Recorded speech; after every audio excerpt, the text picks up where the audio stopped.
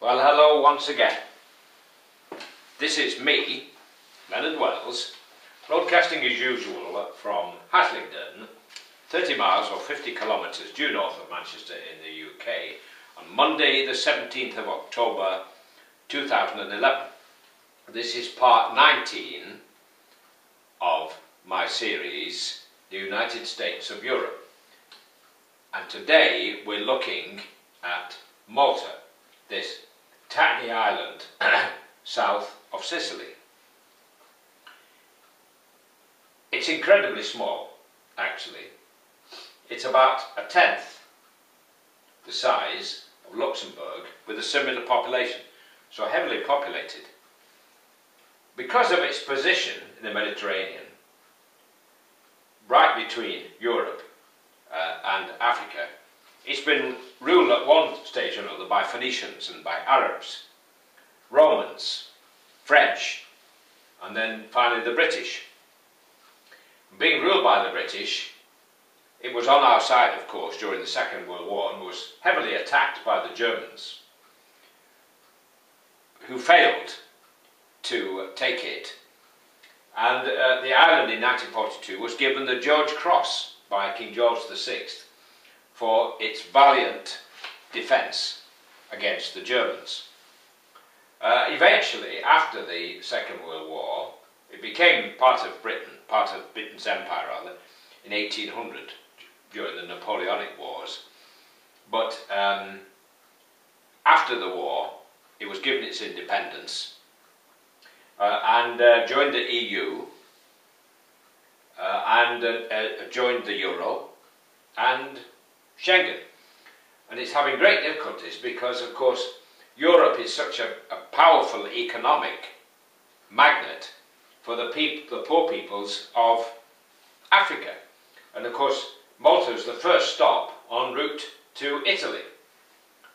And of course, if you can get into the common market, into the EU, then because of the no passport controls, you can travel around virtually anywhere. So you could get in Malta and then into Italy, and you could go on as far to the north of Finland. It has advantages as well as disadvantages, though, of course. Now, the population of Malta, some 410,000. Roughly the same as Luxembourg, but much more heavily populated. Major languages, English and Maltese. Largely Roman Catholic. Main exports, machinery and transport equipment, though of late, quite a number of the companies who had call centres in India have got a little bit tired of the problems with call centres in India, largely difficulties in understanding what people are saying. I find it difficult, I must admit, though they're always very polite. And a lot of call centres have been moved to places like Malta, which are reasonably priced and speak very good English. It's called, officially, the Republic of Malta. Capital is called Valletta, and there's about 3 or 4 islands, largest of which is Gozo, in addition to the main island of Malta itself. 5 islands in total in this republic.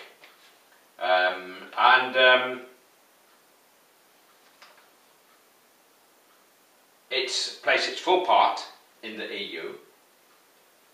Not a lot more I can say about it, except that it's a very good place to visit on holiday.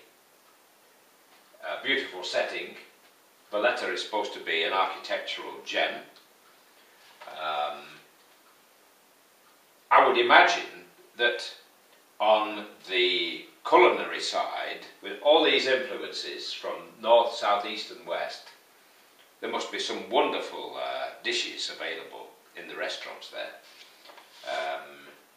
That's it on Malta. I don't know whether that's where they got the name Maltesers from, but that's just a little joke. God bless, while it's still legal in the UK to say God bless. Next stop, the Netherlands. Hope you'll join me.